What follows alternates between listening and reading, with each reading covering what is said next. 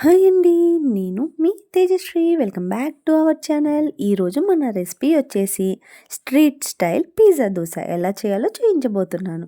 Stove మీద పెనం పెట్టుకుని పెనం కొద్దిగా వేడయిన తర్వాత ఒక 2 చెంచాల ఆయిల్ కానీ బటర్ కానీ వేసుకుని ఇలా ఆనియన్తో స్ప్రెడ్ చేసుకోవాలి. ఇప్పుడు దీనిపైన దోస బ్యాటర్ని వేసుకుని వీలైనంత పల్చగా స్ప్రెడ్ చేసుకోవాలి. ఇప్పుడు దీనిపైన మళ్ళీ కొద్దిగా బటర్ వేసుకొని దోస మొత్తానికి స్ప్రెడ్ చేసుకోవాలి. బటర్ మొత్తం స్ప్రెడ్ అయిన తర్వాత కొద్దిగా పిజ్జా సాస్ వేసుకుని అది కూడా దోస మొత్తానికి అంటేలాగా స్ప్రెడ్ చేసుకోవాలి.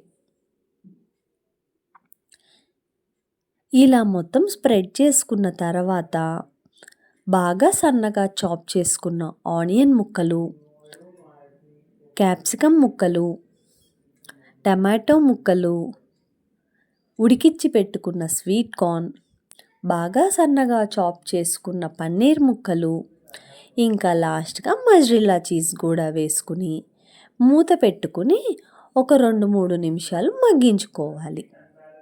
ఇదంతా సిమ్లోనే చేసుకోవాలి. అప్పుడే వెజ్జీస్ అన్నీ బాగా కుక్ అవుతాయి. ఇప్పుడు మొత్తానికి ఇలా బ్రౌన్ కలర్గా వచ్చేసింది కదండి. అప్పుడు ఈ దోసని తీసేయటమే.